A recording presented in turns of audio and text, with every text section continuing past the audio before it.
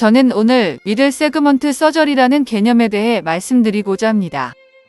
올해 미국 백내장 굴절 수술학회와 한 칼럼에서는 미들 세그먼트 서저리라는 내용이 언급되었습니다.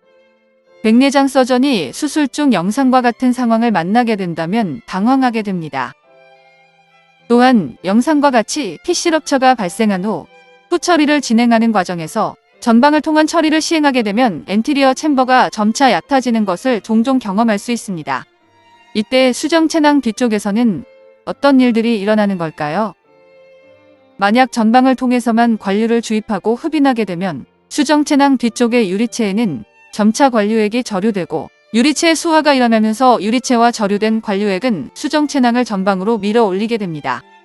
이러한 상황을 예방 또는 해결하기 위해서는 파스플라나를 통한 유리체와 관류액의 절단과 흡인이 필요합니다. 또한 다음 영상에서 보시는 것처럼 바이매뉴얼 INA를 최대한 꼼꼼하게 진행하더라도 절개창에 끼어있는 유리체를 완전히 없애는 것은 매우 어렵습니다.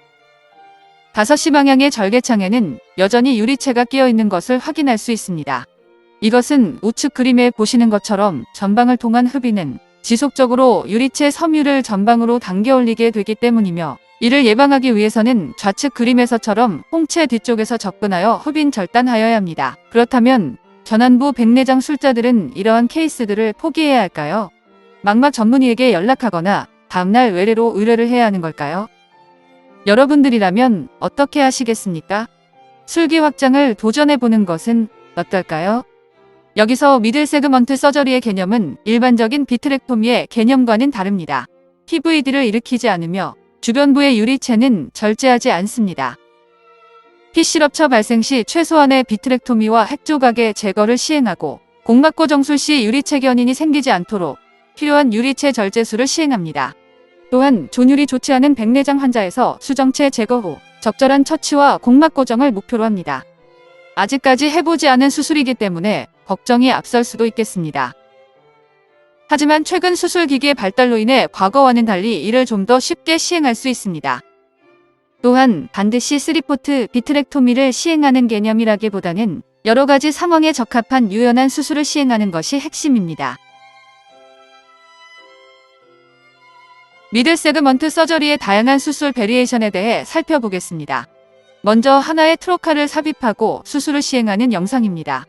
PC 럽처나 인공수정체 탈구 수술 시 유리체강의 깊은 곳까지 접근이 필요하지 않을 때 시행하면 효과적이며, 인공수정체 주변과 후면의 접근이 용이하여 유리체 견인을 잘 제거하고 전방 근처에 저류된 점탄물질의 제거에 적합합니다.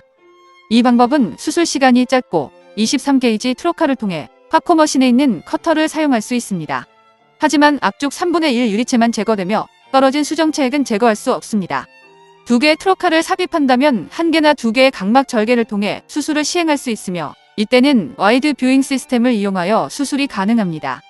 PC 럽처 후 1개의 트로카만 먼저 삽입하고 전방을 통해 관류를 시행하면서 남아있는 피질과 전방 내에 있는 핵조각을 제거하고 앞쪽 유리체를 절단 흡입합니다. 이후 와이드 뷰 렌즈를 통해 망막을 관찰하고 수정체 조각이 발견되면 하나의 트로카를 더 삽입하여 일루미네이터와 커터를 이용하여 중심부의 유리체 절제술을 시행하고 떨어진 수정체 조각을 제거하면 됩니다.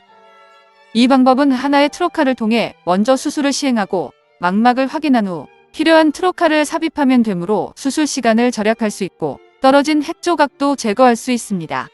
하지만 유리체 수술 기기가 필요하며 이에 따라 비용도 발생됩니다. 3개의 트로카 삽입을 통해 보식적 유리체 절제술을 시행하기로 결정하였다면 이 경우 수술 시간이 가장 길며 추가 비용도 발생하고 수술 자체의 러닝 커브도 길지만 모든 범위 내의 수술이 가능하며 수술의 퍼포먼스도 우수합니다.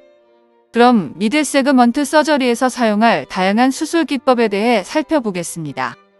유리체 내로 떨어진 수정체 조각의 제거는 좀 더 주의가 필요합니다. 유리체 견인이 발생하지 않도록 중심부의 유리체 절제를 충분히 시행하고 필요하다면 TA를 주입하여 흡인 시 유리체 가닥이 당겨오지 않도록 합니다. 또한 조각이 크거나 단단할 경우 커팅 레이트를 낮추거나 백큐을 높여 효율적으로 제거될 수 있도록 합니다.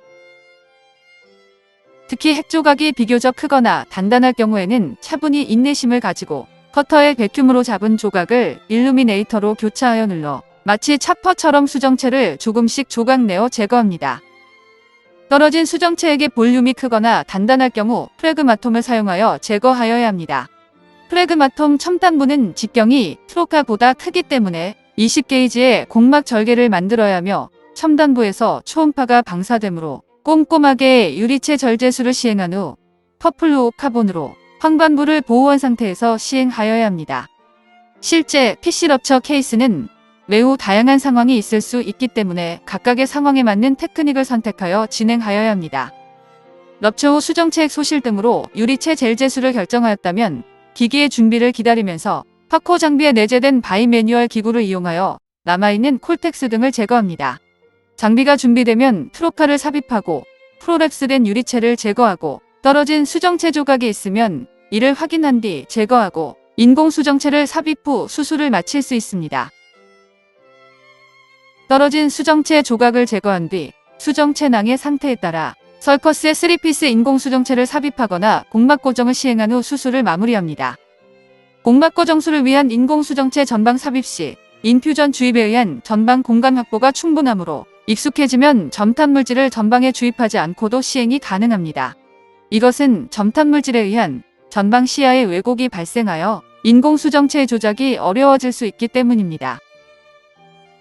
탈구된 인공 수정체를 들어올릴 때도 IOL 주변 수정체낭 조직이 남아있으면 포셉 등으로 이를 집어 들어올릴 수 있고, 인공 수정체를 잡을 때 포셉에 의한 망막 손상이 우려되는 경우는 절제술 시행 후 TA를 주사하여 유리체 당김이 있는지 확인하면서 자동화된 백플러시 리드를 이용하여 발판 조작을 통해 쉽고 안전하게 들어올릴 수 있습니다.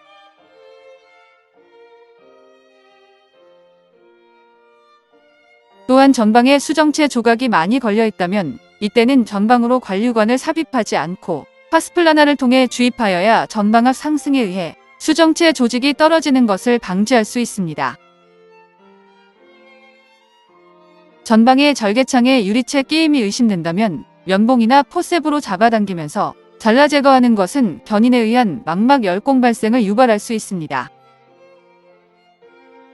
절개창에 유리체 끼임이 의심되는 경우 커터를 이용하여 절단 흡입하여 외부에 나와 있는 유리체를 제거하고 스파츌라를 이용하여 내측으로 홍채와 절개창을 쓸어 걸려있는 유리체를 커터로 제거합니다. 트로카를 삽입할 때는 접선 방향에 가깝게 눕혀 진행하여야 제거 후 잘 폐쇄될 수 있습니다. 공막 고정술을 시행할 때는 트랙션 수처도 시행하여 안구의 조작을 용이하게 하며 합틱 도킹을 위한 가이드 니드를 삽입할 때 공막 터널이 정확한 방향과 길이로 만들어지도록 합니다.